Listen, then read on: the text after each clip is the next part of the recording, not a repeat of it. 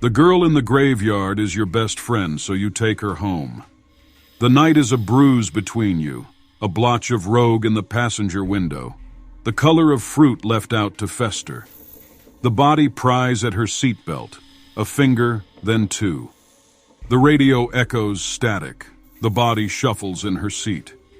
You study the face, the similar slice of jaw, the nose humped from where a baseball had hit her at 12, just slightly off-center. The skin like a rain-licked plastic bag, the stink of musk and sulfur. You want to look away, but you cannot. She's so beautiful. Even like this.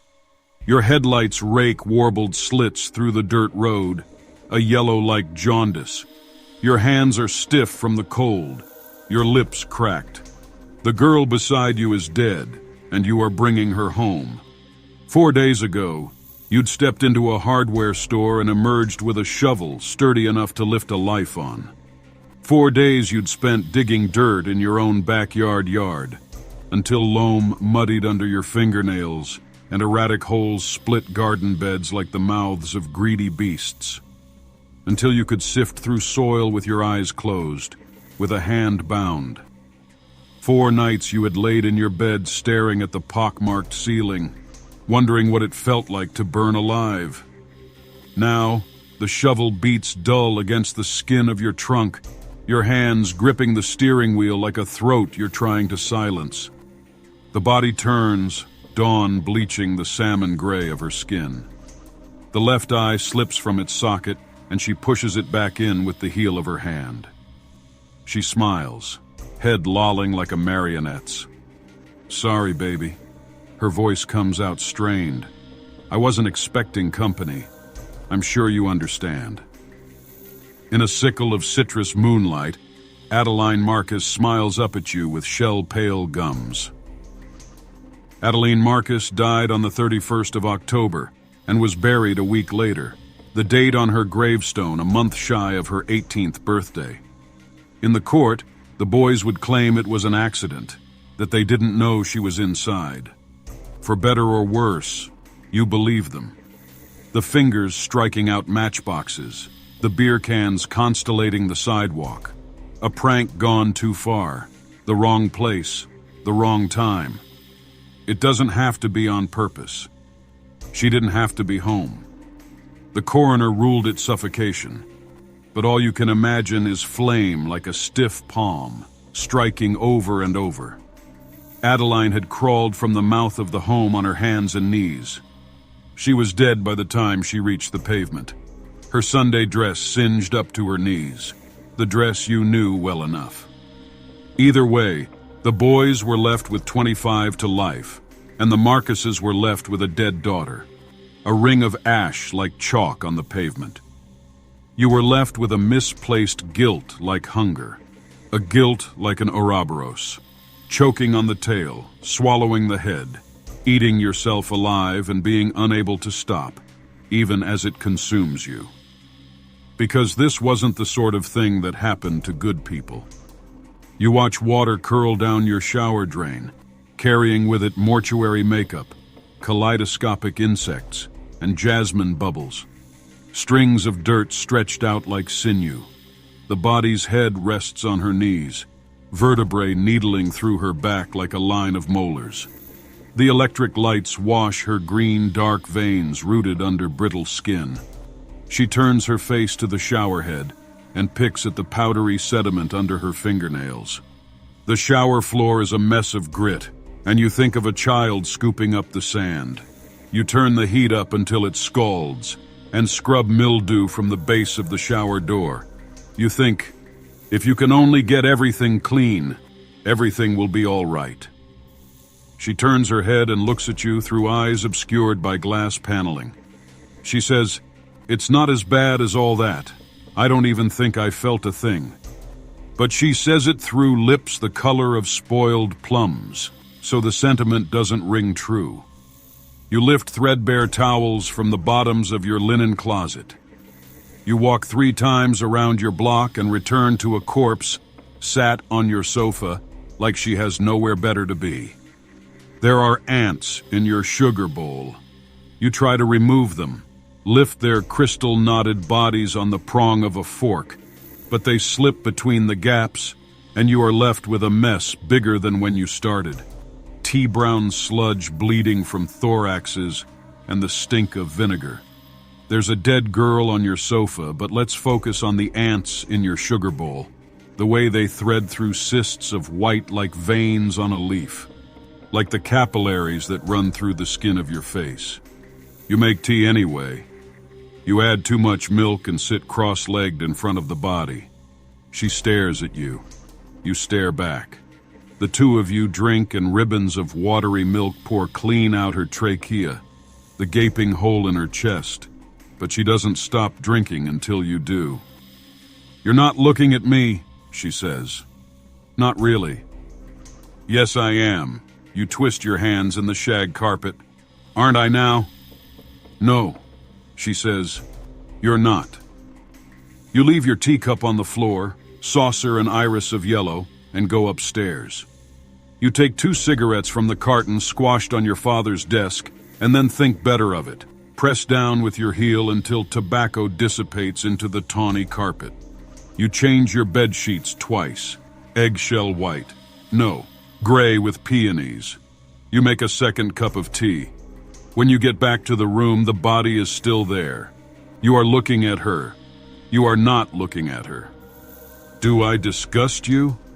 she says. "No." She shakes her head, dark hair plastered to her shoulders like reeds. "No more than I always did." "You need to sleep," you say. "Baby," she tilts her head to one side. "Sleeping is all I've ever done." The last time you saw Adeline Marcus alive was in the back of a stranger's car, parked on a stranger's street, with the taste of a stranger's tequila fresh between your lips. You were never too built for parties, so the outcome was a pair of girls who looked like they were playing dress-up. Blousy dresses with sleeves like a nun's. Thrift store necklaces noosing your necks. Shoplifted lipstick which she hid beneath her mattress. More wax than pigment. But in the citrus peel of streetlights, in the low trill of distant music, the two of you looked beautiful. She had her legs curled under her and was sitting sideways in the back seat, her hand resting on your knee and the other palmed against the window. A song on her lips that you couldn't quite place. You were too close, but it was night, and everyone was inside and drunk. And sometimes we all need to feel closer than we should be, to lose ourselves a little. The song melted on her lips, swallowed into the limp press of salvia and booze, and you said something like, "I think I should go home now." And she said something like, "Have another drink." And so you did. You let her pour the liquor into the flimsy mouths of red plastic cups and watched her swallow. She said, "You're so pretty." And you said, "I think you should stop." And she said, "Just let me say that. That one thing." And you wanted to say, "Stop fucking looking at me like that." And you wanted to say, "I want to crawl inside you and make a life for myself in the city of your mind." And you wanted to say, "Let's just be quiet. Let's just not talk. Let's just not ruin a good thing by telling the truth."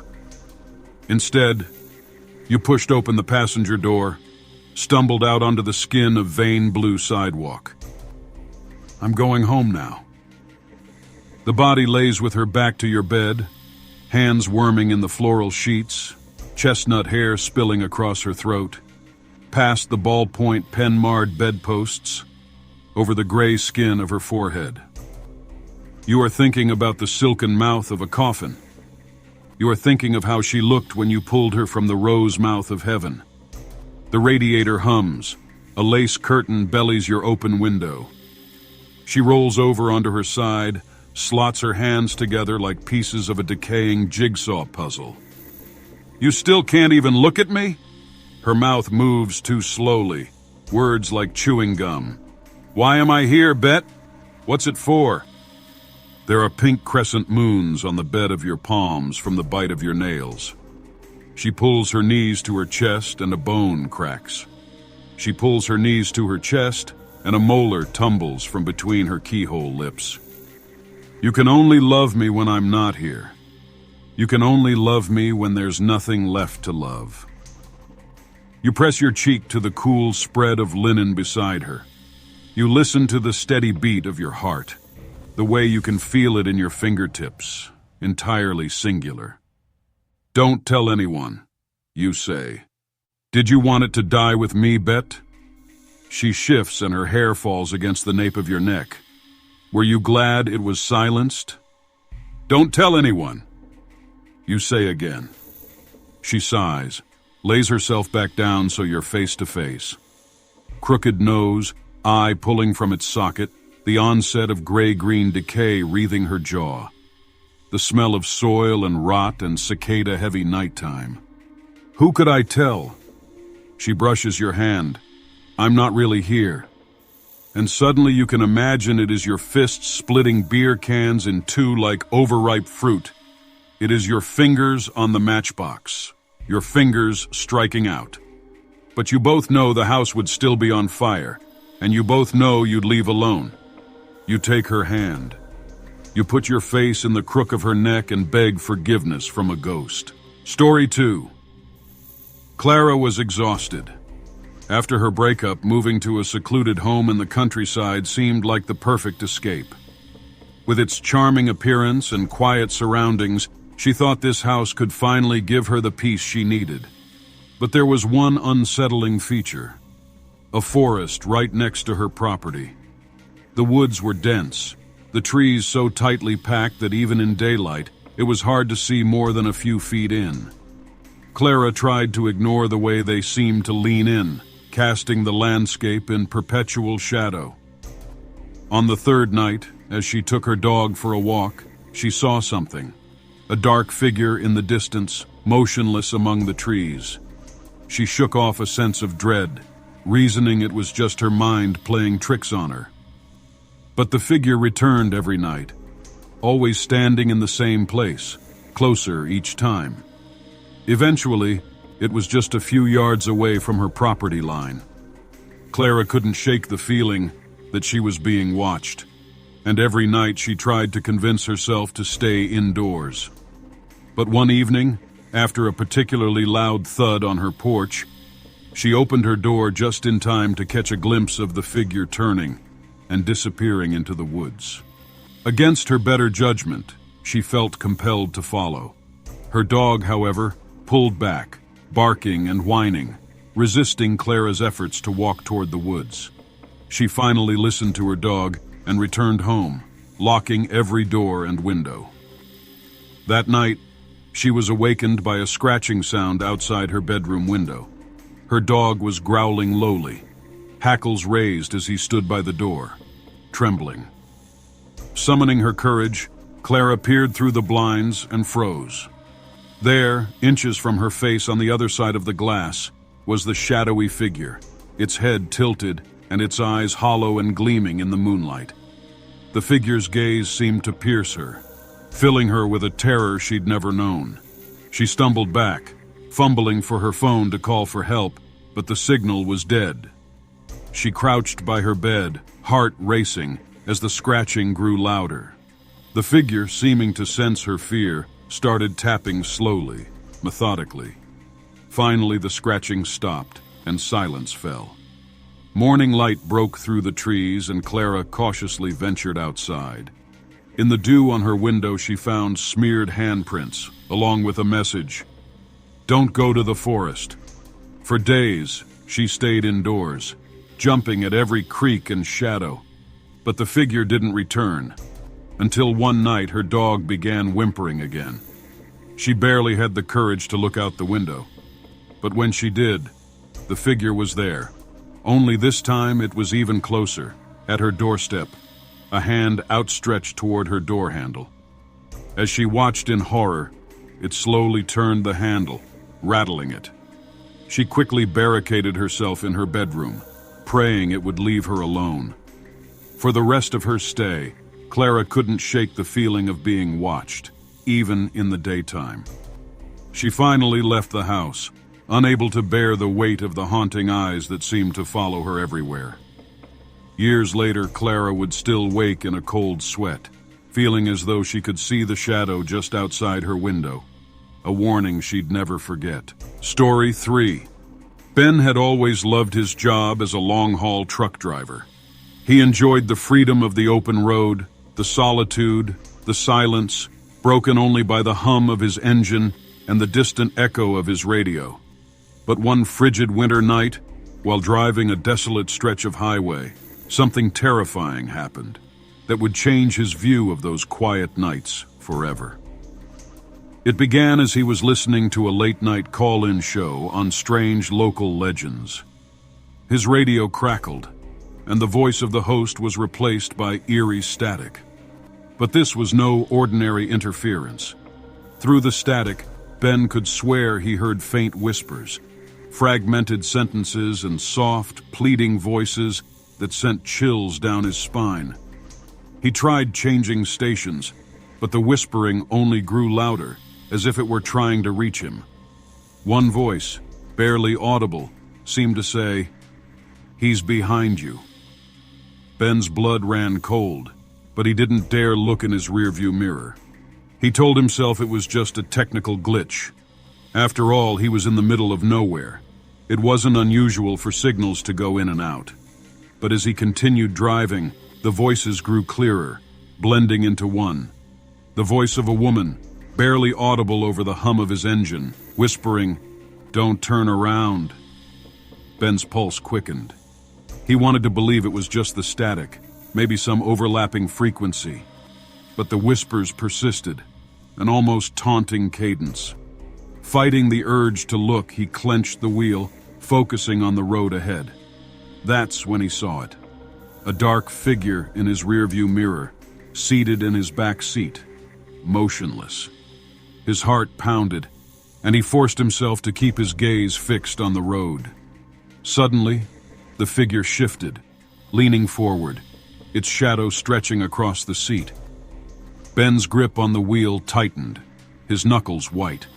He could barely breathe, terrified of what he might see if he dared to turn around. Then, just as suddenly as it appeared, the figure vanished, and the static in the radio stopped.